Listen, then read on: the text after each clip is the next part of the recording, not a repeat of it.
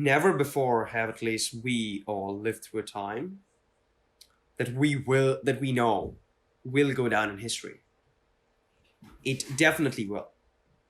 All of our life, it's time, it's happening, but we don't know which parts of it will be relevant in the future to look back upon. But we definitely know that this time will.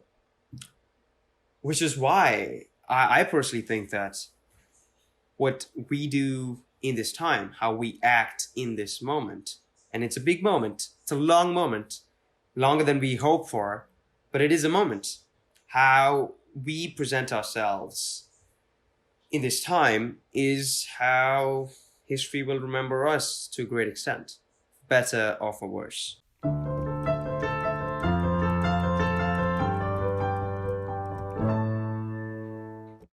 Hello, everybody. Welcome to another episode of Different Boat, Same Storm, a video podcast aimed at kindling empathy amidst this global pandemic.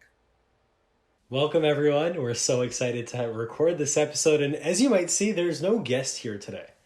There's no guest because it's just Atharv and I talking to each other like we've done so many times throughout this pandemic and on this podcast. This is actually the final episode of season 2 of Different Boat, Same Storm. Yeah, just hearing those words is so surreal to me because it's been a crazy year. It's been a year full of shocks, surprises. And I think the difference between the two is one is definitely more pleasant than the other. No brownie points for guessing which one is which. Ups and downs, highs and lows, expectations being built up to them coming crashing down, to surprisingly new experiences, positively so and negatively so, and a lot of learning and a lot of growth and a lot of development. At least that's the case with me. Yeah, absolutely. So Atharv, and so yeah, this is our final episode of this season, and this episode is really a big debrief of this season, but also the state of the pandemic and like what this entire podcast is built on. The idea of different boats, same storm. Like, let's talk about the different storms that we're in, the different boats that we're in the same storm. Atharv, you think after 25 episodes, I know the name of the podcast by now. Man, if we ever we could make a blooper reel just of the number of times we messed the name up. And that could be a season of its own. Not even an episode, a season of its own. We really do. We gave ourselves this mouthful when we started this. But, we've committed to it. And who knows? Maybe third time's the charm. Third season's the charm. Absolutely. The world has changed so much. Like, maybe let's start with that, Like, we talked about how we've produced 25 episodes since the beginning of DBSS. We started in what was it, April or May, June 2020? Yeah. And no, we started, so the idea was sparked late April, early May, and then we got the funding from U of T, the COVID-19 Student Engagement Award, first week of June, and we officially released on the last week of June. Last week of June 2020. Wow. It's like, it feels like that was like yesterday, but also years ago, because it was more than a year. More than a year ago, like that we got together. Like you say, usually at Atharv, like a bunch of naive 20-year-olds. I'm 19, but 20-year-olds coming together on a Zoom call and just talking to people and sharing that, and like the amount of support and love that we've gotten through this process. Like, not just the number of views on and listens on Spotify and Apple Podcasts and YouTube, which has been so fun producing the video component, but the amount of messages of support of people telling us that they've enjoyed the episodes, and like the people that we've interviewed too, just the learnings that you and I have gotten from them. Like, how about we talk about that? How have you found it? Like, Atharv, how have you found the process of just talking to people? Because we've talked about this a ton on the podcast itself. Reflecting back on like now the 24 basically people that we've been able to speak with over these 2 seasons, how do you feel about that journey? Well, I have to say it's 25 because Moriam and Naval count as 2. Yes. It is 25. 25 episodes, 25 guests. And it only seems appropriate. But no, I couldn't look the Atharv of June 2020 in the face and think of him as the same person that I am today. In the best of ways, I would say. Because just about a year back, we lived a very different life where there was a sudden shock around us that we just treated as temporary. And a lot, I mean, to a great extent, we were still processing a lot of that.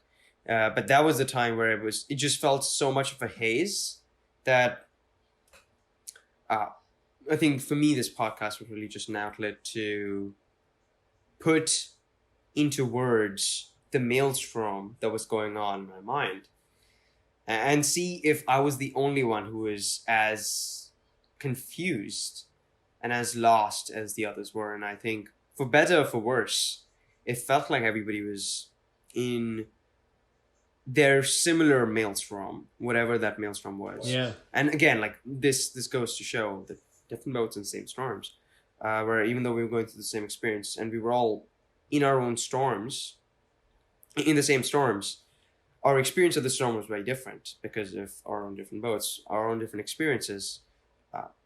But I think the first season for me was reminding myself that it is the same storm. It's not just me experiencing this storm. Yeah.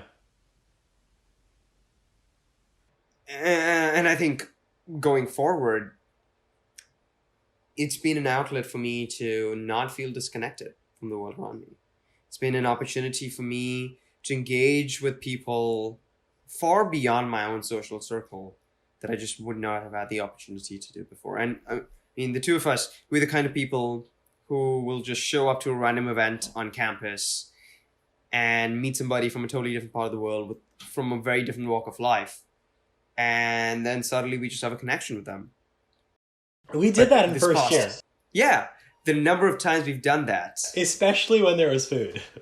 Especially when there was food. Yeah. I mean, the food and the people were the motivations, and everything else was really just a coincidental byproduct. But we did that because we were those kinds of people.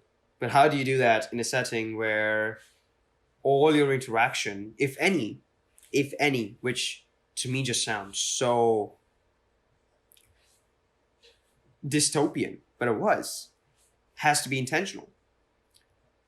And that you only feel that sort of comfort with people that you know. So how do you expand your horizons? How do you expand your worldviews when you're not engaging with anybody new? And I think for me, more than anything else, Different Boat, Same Storm provided that avenue. It allowed me to push myself constantly. Totally. And, you hit the nail on the head, like how shocking the pandemic was at first. I think it's crazy to notice how we're so used to it now. We're so accustomed to the idea of wearing masks, of literally getting a vaccine that was produced within a year in like warp speed because the world came together and put their efforts together. Like all of that is such normal information for us. And it's crazy to think that a year ago, all of that was such new information. Like I still remember in March of 2020, reading an article that was just like, the vaccine may take 2 years to come out. This is going to change the way that the world works in the future. All these different things. And one thing that I remember sticking out to me was just like, this pandemic will result in a new wave of people interested in public health, in epidemiology. And I thought, oh my God, I'm starting my second year at that time in September of 2020. September 2020, I was like, I'm going to start my second year. I'm going to actually do global health courses. This is such a perfect time to get into this field. Like, again, all of that put together, I think, reflecting back on those emotions. And we all have those sorts of emotions and experiences of what we were able to think during that time. And now I think the podcast itself is actually a wonderful archive of people's real experiences and emotions during that time when things were vulnerable. Like episode 2, talking to Ryan Pyle, who came from Dubai, is stuck in the middle of like not his country with a cat adapting, or Agrima and Neelam in those episodes talking about the devastation of COVID in India. And this was before the oxygen crisis and the second wave and the Delta variant, right? Like, it's those people that we talked to, especially during that first wave of the pandemic globally, those are conversations that are timeless. And when our kids and our grandkids come back and ask us about 2020, those are things that we can show them. And I think it's incredible to think that things have moved along so fast that we're now at this point where the pandemic is, and I don't want to say the pandemic is over, but for us in Canada and Atharv, you're in New York right now, like the pandemic is coming to a downswing. And what that means is that people are going back to normal. Whether we should or not, people are going back to normal. And change is the one constant that we've seen throughout the hosting of this podcast. Absolutely. Yeah. Absolutely. And I mean, one of the first questions that we asked ourselves and that we wanted to get at was, what are the innovations and adaptations of these times that you have brought about in your lives? And a lot of the things that we've just taken for granted now, that we've just gotten used to now, are innovations and adaptations of these times. And I'm personally very curious as to what about this do we just retain to the extent that it's normal, and it's just accepted as a fact, and that's what it is. And we've lived through that time. We've seen that transition more often than not.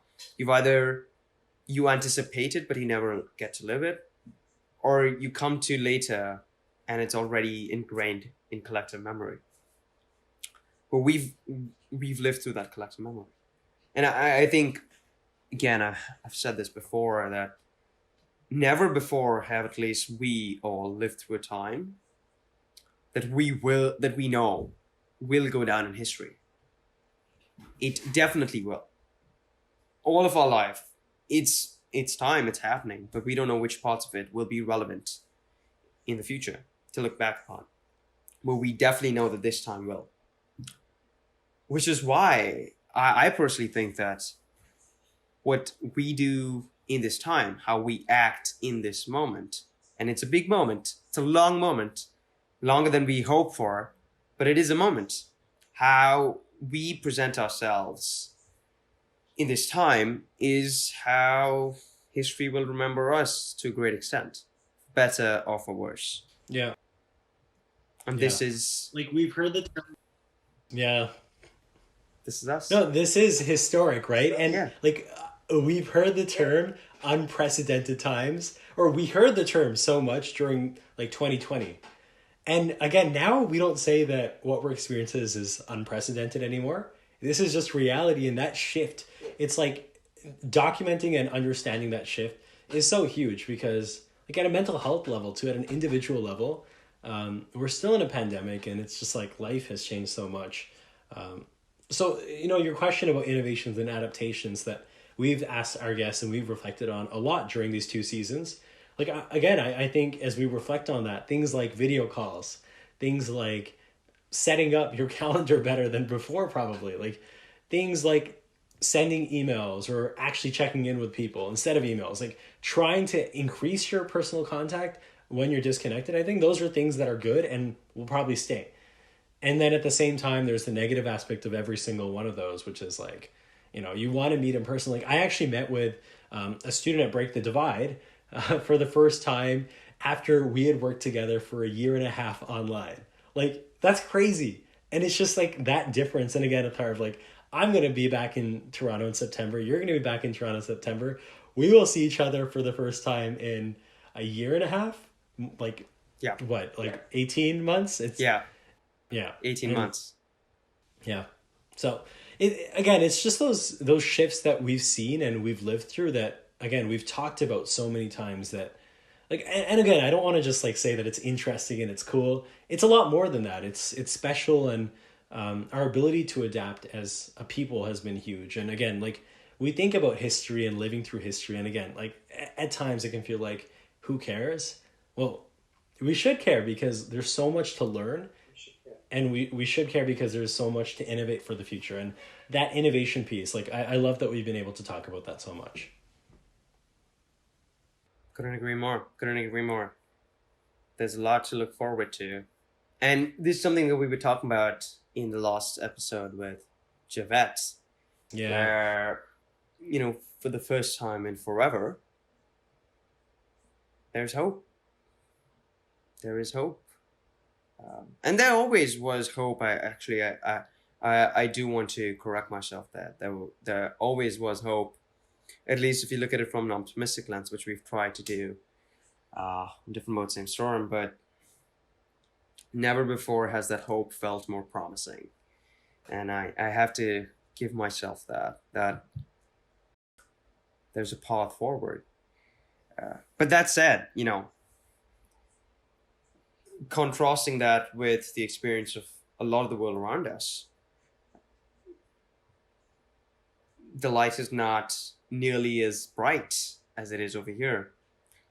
Which is why the other thing that is very, very pertinent now is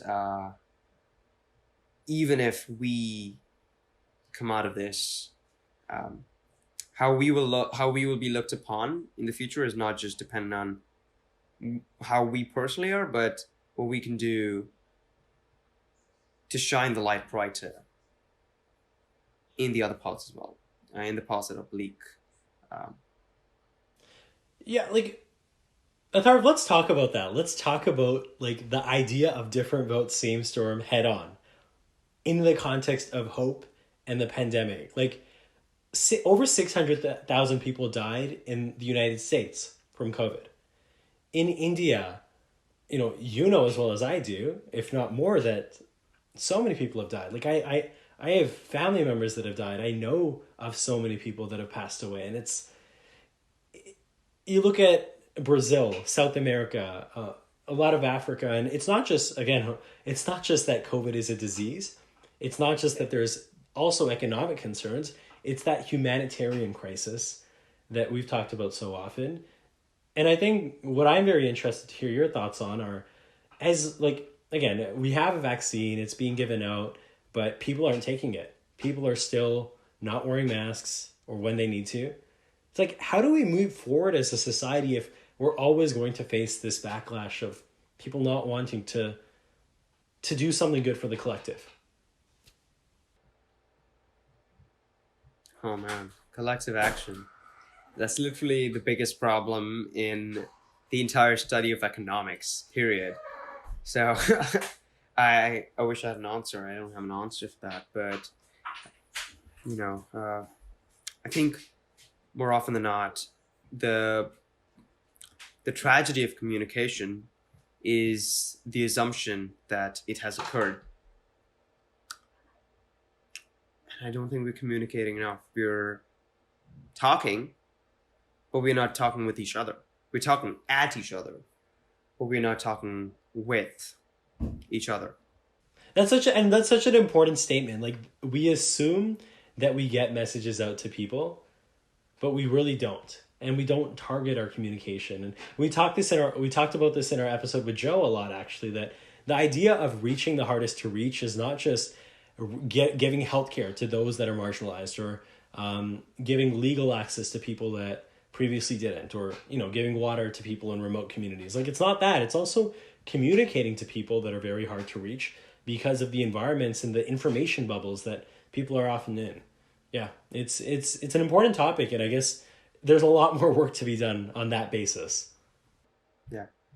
And I think when we think hard to reach, we think destitute, helpless, in the global south.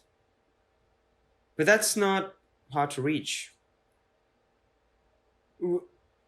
That's not the only population or people that are hard to reach. That's what I'd like to say. There are people who are living right around you, in your proximity, that you're just not communicating with. You think you are, because you're talking, and maybe they're hearing, but they're not listening.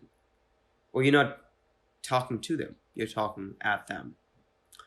And there's something that came about in, again, the last episode with Javette, where even though there were these nebulous institutions and groups of people that seemed to be working against him, and they were, all it took was one single person everywhere to pause, listen, and look at him and any other person for that matter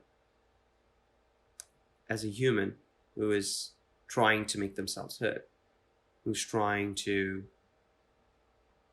share their story. And what we can, and I think what we need to do more is give them that chance. Trust that if you truly give people that chance, then that is your only bet, really. Because the other option is just pushing people apart. It's creating those divides that only make it worse for any kind of action to happen, for any kind of empathy to be formed.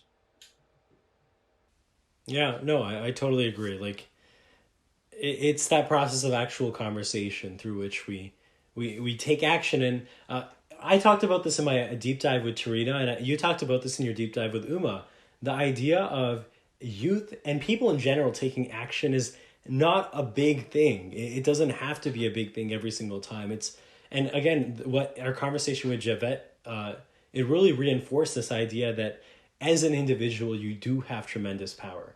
You know, as much as we talk about changing systems and institutions and addressing the big issues in society, as an individual, that empathy that we've tried to kindle throughout this pandemic by fostering different perspectives and having dialogue, that empathy is something that you can engage with on an individual level. And it's critical that you do, because by doing so, you make the world a better place. By doing so, you make the world connected, and you can have that impact. Like, again, for those that haven't listened, like, please do listen back to that part 2 of episode 15 or episode 14 with Javette. He talked about how one Canadian border officer allowed him to go into the country instead of being detained. And you might think, you know, there's strict rules that we need to follow. There's humanity within all of this, and we can bend rules. Like, I think that's kind of the big takeaway for me, is I think about what I've learned from this experience and the people that we've talked to. It's that, you know, you can do anything and you can make a difference in that, but do it well and do it with those values of honesty, of integrity, of empathy, and you will make a good difference in the world. Yeah, it's all about intentionality. Kate Kate Banting in her episode was also hammering this point through and through, rightfully so, that it's all about being intentional in the way we present ourselves in the world around us, and present ourselves to ourselves. Every action has to be intentional, and there is an opportunity there. There is potential. Kate also brought this up in her episode multiple times, Kate Banting, that it's all about intentionality, but being very cognizant of why we are doing whatever we're doing. And until the time we do that, then we will be fine. We will be fine around us. And I hope that intentionality comes through. And we try to imbibe it, because it's not easy, but it's doable, and it's the right thing we need to do. Hey, Atharv, actually, I'm gonna stop you for a second. Would you have I have this idea. Let's play a quick game where we go through every single one of our episodes. I have a list up here, and let's each say like one thing that we really loved or that we took away from the episode. That could be fun. Yeah, let's do that. Okay, let's cool. do that. Why not? Do you want to start from the first episode or the most recent? Let's start with the first episode. Okay. All the way back in season What 1. do you have in mind? Yeah, all the way back in What do you season... have in mind? Yeah, all the way back in season 1. Let's start with Professor Albert Moritz. Oh. Him singing? Yes, him singing. I remember us talking about anarchy, and the pandemic and poetry, and like it all came together so nicely. Okay, well, this is a speed round. Sorry, Ryan Pyle. Just intimidated Yeah, because he was such a pro. documentary filmmaker with the BBC and Discovery. Like us talking to him in our second episode, that was cool. Okay, Agrima Basin. Just now, I've known Uncle my mom forever, and just always been very inspired by her. So that's me. Very down to earth and really put into context the real impacts of the pandemic in India. Mm-hmm. Episode 4, Sang Hong York from Cambodia. I'll go first, actually. Sang Hong was, I met Sang Hong the year prior in Cambodia. He was very playful and just joyful to talk to. I was going to say the same thing. Yeah, peppy. Yeah, happy. Episode 5, okay, one of our favorites, Neelam man, who you know. Yeah, just a ray of just sunshine through and through. Neelam Kumar, yeah, just amazing, so easy to talk to, very personable. Okay, episode 6, Eleanor Wickstrom. I'll go first on this since this was a deep dive. I think very inspiring and again, very down to earth in terms of how to take action and how to think about the big problems of the world. Creative is what I would say. Creative, yeah. Okay, episode 7. So this was Eli's deep dive with Moyuk. Right. Yeah. I think this one, because this was just so candid. Yeah. So incredibly candid. Yeah. Artistic, candid, natural. Okay, episode 8, Ankita. Bubbles of happiness. Yeah. I know that's what she'd like me to say as well. That's that. That was the title of the episode, eh? That is true. It was, yeah. I would agree. Like inspiring, happy, just like refreshing. Okay, episode 9, investing in people and ideas with Sheil Tile. Somebody who I always look up to, and that's the episode as well. I think it was innovative for me too, just learning about the career paths in that way. Okay, and the season finale with Yumi and Eli. Let's talk about Eli in season 1 real quick.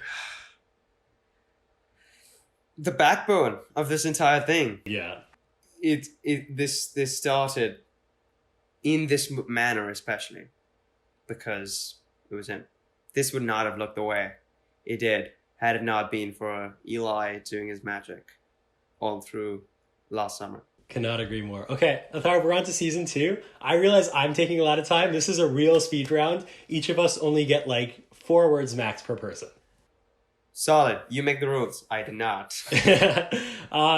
Okay, so let's skip the premiere with us too because this is the same thing. Season 2, episode 2, Caleb Dahlgren, Humboldt Bronco. Just very humble. Very, very humble for a man who just written a bestseller. Resilience is something I would say, and this will come up again and again, but definitely resilience. Episode 3, Andrew Reese. Meditative, yeah. I would say the same thing, like very serene. Yeah. Episode 4 with Michael Trice, Reverend Michael Trice. This was a spiritual conversation, Yeah. and I think I would say meditative again here. Yeah. Thought-provoking. I love that. Thought-provoking. I loved the concept of spirituality and like the conversation about spirituality and like why we're here to a certain extent. That was cool. Okay. Episode 5, Stephanie Wang. Oh man, Prodigy. Prodigy, yes. I public health awareness and understanding. Yeah. Episode 6, Renee Jagdeo. Oh man, homies. Monkeys. Monk 1. Yes sir, monkeys. Episode 7, Deep Dive with Tarina Ahuja. I think energetic. I'd say spontaneous. Yeah, totally. Yeah. Episode 8 with Uma.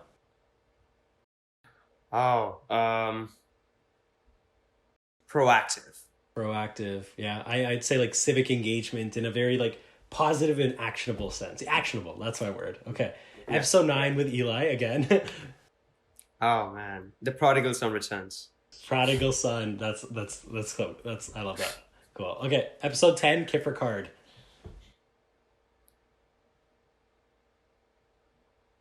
Kiffer card. That was possibly like the one of the more tougher conversations we've had on social isolation. I would say reveling. Yeah, I'd say like mental health care is like the word that I continue to think of as it comes to that conversation with Kiffer. And again, everyone, if you haven't checked out these episodes, like we really encourage you to. They were a lot of fun to record. They were, and as you can see, each one of these were so different. Yeah. Professor Joseph Wong from the University of Toronto. Missing the grapefruit Perrier. That's funny. I'd say, the conversation about authenticity and that we'll be fine. Like, that was so helpful when I think about that. Okay, episode 12, Miriam and Naval Rahman. Just Disney, dreams, and wow. Disney, yes. Wow is a good word there. Like activism and inspiration, like that's huge. And okay, episode 13, Kate.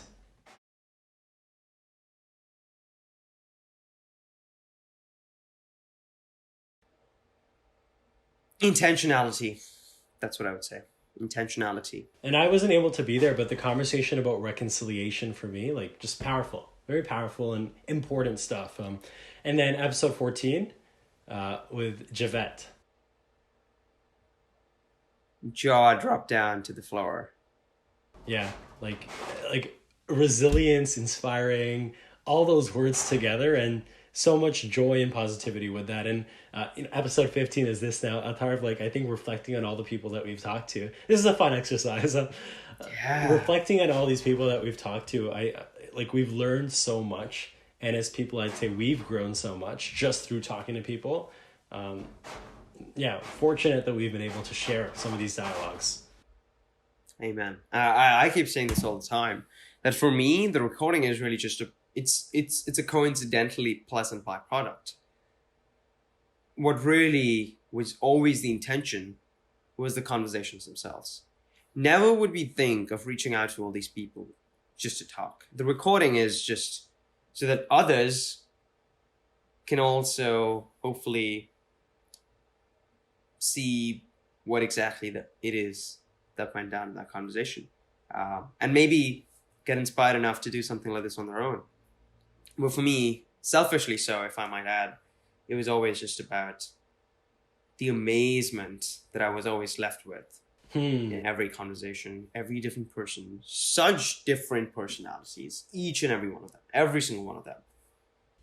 And it wasn't even like networking where it can be kind of transactional. It was just listening and learning. And that's what I really love, the spontaneity. Like we talked about this before, what you and I have learned is like how to be authentic on the spot, like in a Zoom call where it is performative to a certain extent, but how to do that in a way where you're listening to people, learning along the process, and just putting it all together in a good package that's natural. And like spontaneous is a word that I always think of when it comes to this podcast, because as you say multiple times, and as we talk about, like we don't prepare scripts.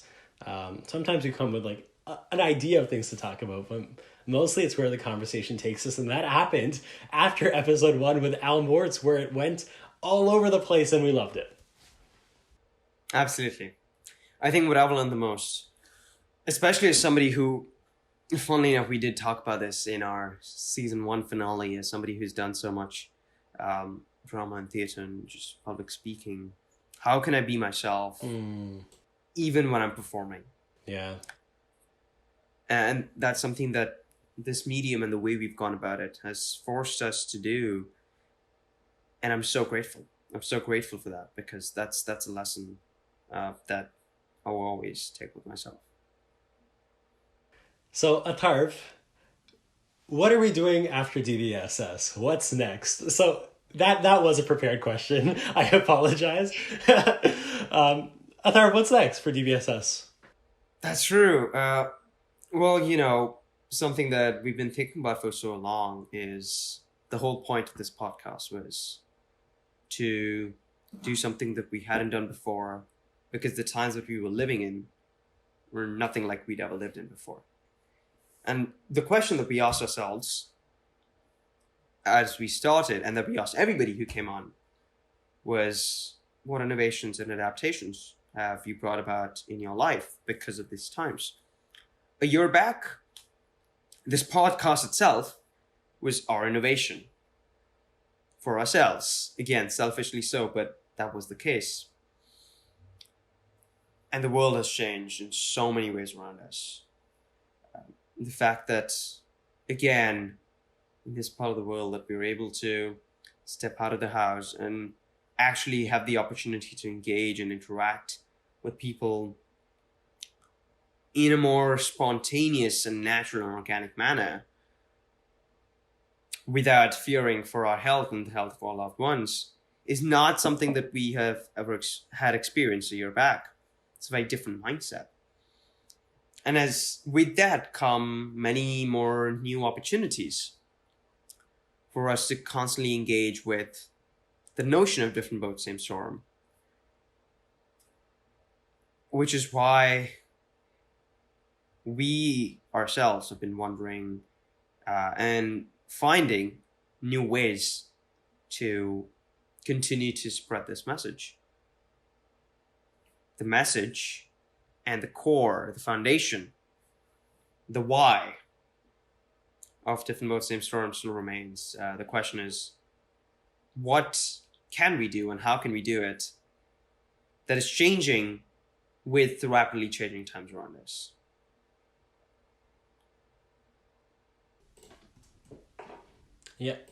Yeah, absolutely. I think the pandemic, again, where it's not over, and we're not saying that it is, but the changes that have happened in the adaptations and innovations that we've made, those have been powerful, and now we think it's time to move to that next chapter. And DBSS is still a thing. We love it. DBSS has been a lot of fun. And again, the idea of different boats, same storm extends beyond a podcast. It's this idea that we all need to learn about each other and understand where we're coming from. Although we're all in the same storm, we are not in the same boat. And that's so important to recognize every single day of the year. And as we recognize that, again, there might be more podcasts in the future. There might be other projects, but this season of DBSS is wrapping up, and it's been a ton of fun. So, Atharv, shall we tease what's next a little bit? For sure. Well, I think more than anything before, it'll be much as a break for the two of us, our entire team in the background, for the audience as well. They've seen a lot of our face and heard a lot of our voices over these past few months, and really this past year, because we don't stop talking about it ever. But taking a break for ourselves to recalibrate and dish out what exactly is coming next. Rest assured, it is coming. You don't know when yet, but it's not an if question. It is a when question. And as we've mentioned so far, because now we have more opportunities to engage and interact with people, we're hoping that our world of different modes, same storm is not just restricted to the virtual, not just restricted to the Zooms of this world. There's more out there, and we finally have an opportunity to do more. And that's what we're hoping to do. Something that's more engaging for you, more engaging for us, and gives us an opportunity to step outside beyond this rectangle that we've been encapsulated in, our personalities and our work, and take it a notch up. Absolutely. Maybe a few notches up, but take it further up. Totally. This season may be ending, but the idea of different, again, I say this again, the idea of different boats, same storm continues. We're going out into the world, talking to many of similar people that we've actually talked to with a new project, and it'll come soon, and we're super excited for that. I think the last thing here is really a thank you. Thank you to everyone who has supported us, for Eli for helping get the podcast started with such amazing production. For the University of Toronto for their award to help get this project started. For the mentors like Joe Wong, Don Kingsbury, so many people that have been along the way. Like, Atharv, any quick thank yous there that I missed before we talk about our team? Of course, no. There's a lot of people that we need to thank. And it's only just that we do so. We've pestered a lot of people to help us in this project, more than anything else, our families that have borne with us, being up at absurd times and taking their time to work towards putting this together, in terms of time, resources, everything, and energy more than anything else. Yeah. They've been supporters of ours since the very beginning, since before, and made us confident enough to do something like this in the first place. Our friends who've been our loudest cheerleaders and our biggest supporters and have always helped us put the word out there and spread our message. The Monk School, Monk One, PCJ, Yona especially, thank God, thank you for bearing with our emails and putting up the word out there so often. U of T Communications for doing that feature of us and sharing our journey last summer with the U of T community and beyond. Yeah. All the guests who, again, entertained us, a bunch of nobodies trying to get their time and engage with us, not just as a bunch of kids, which we are unapologetically, but treat us with respect and, more than anything, respect our work and our message, and actively participate in this, and actively participate and be a part of our journey, because they did resonate with our message. Our team right now, okay, it's we have a big team. Do you want to go ahead and name them? Like, totally. Our team that's come on board, they've been amazing. They've helped us so much with social media, with editing, with things that we just can't do and we would not have done as well if it was just Atharv and I. So Amar, Mehar, Anisha, Mei Ling, like, thank you guys for bearing with us, our meetings and our talks and all of that. Like, just innovating and coming up with so many cool ideas to engage people in the messages that our guests have been sharing, these amazing messages of empathy, of humility, of authenticity and hope and care, and all these important topics that are so important to share around the world. Thank you to that team for helping us along that way. It's been a wonderful journey. It's been a wonderful journey.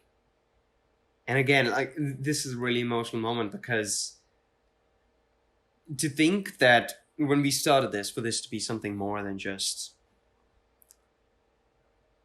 a few Zoom calls here or there, was far beyond anything that we imagined for ourselves. And that too was enough. That too would have been enough. And as we were going through that exercise, it hit me that so much has happened. So much has happened that we, again, just sort of got accustomed to the pace of it, the excitement of it. But just really grateful to have been given this opportunity, for God to have trusted us with this task, and given us the power to do this despite all the constraints that were placed on us. And just the joy that it has brought forth, the relationships that we forged because of it, and all the memories. All the memories. It's been a ton of fun, and like what you're saying there, Atharv, I think we've learned a lot too.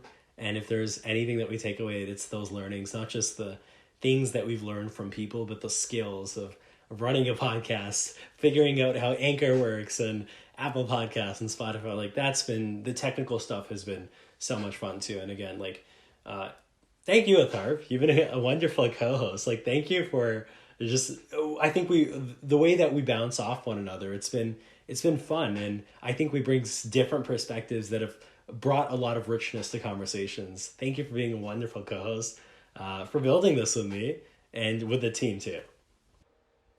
Thank you, Abhay, for all of that and for just being a wonderful friend. I feel like our friendship's gotten stronger. Totally, yeah. Through this, because again, we were worlds apart, and we would have been, yeah, had we not had this. And as much as social connection in an online setting works, this is special.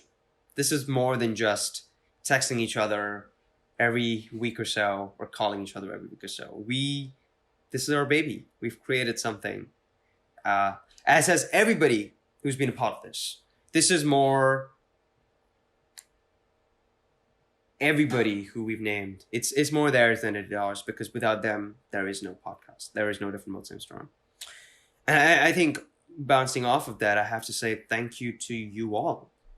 Each and everybody who is tuned in, given us feedback, made us feel like we've been heard. That's all we really want. All of us. Podcast and beyond. We all just want to be heard. And y'all made us feel heard. Y'all made us feel valued. Be that through a simple like, through all those encouraging comments, to sharing it with people that you cared enough to share it with, and for empowering us, for being our pillars of support as we start something from the ground up, from scratch. Couldn't have said it better myself. It's been a ton of fun. It's been a very cool project. It's been engaging. It's brought us so many memories and so much connection during this time of disconnect in the world, and very grateful for that. Very grateful for support and for everyone that's been here along the journey. Until next time, really, like this is fun. This is wonderful. It's joyous. It's everything that you want in a sort of engaging Zoom platform like this. So again, thank you. This has been fun, and I guess this is the end. This is the end of season 2 of Different Boat, Same Storm. We'll be back very, very soon in a different format, something unfamiliar even to us, but with the same people, in different boats, but all in the same storm. Thank you all so much. Thank you.